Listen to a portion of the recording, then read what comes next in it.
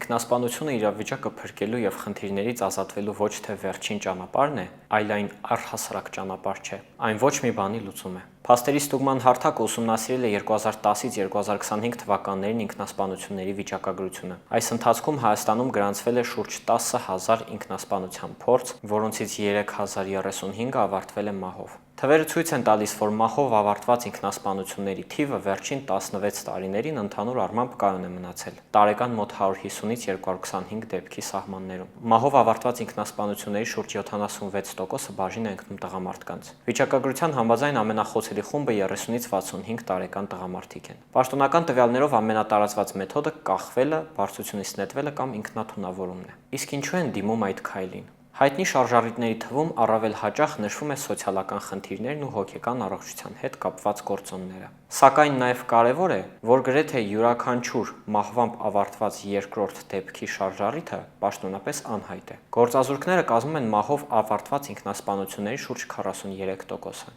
Ցավոք մեզ մոտ հոգեբանին դիմելը ամոթ է։ Տղա ես միլաց, դա էլ է ամոթ։ Ես տղամարդ եմ, գիժ չեմ, որ հոգեբանի դիմեմ։ Տղաներին չի կարելի նեղվել կամ տխրել։ Հավանաբար նաև այս պատճառով մենք այսօր ունենք մի իրավիճակ, երբ ինքնասպանություն գործածների ճնշող մեծամասնությունը տղամարդիկ են։ Եթե դուք կամ ձեր հարազատը հայտնվել եք կյանքի ամենավատ իրավիճակում, դիմեք հոգեբանի, դիմեք հուզական աջակցության թեժ գծին կամ ձեր ընկերներին ու հարազատներին, նույնիսկ ծայրահեղ դեպքում անծանոթներին։ Մի մոռացեք, որ ձեր արարքը մեծ տառապանք կպատճառի նաև ձեր սիրելիներին ու մտերիմներին։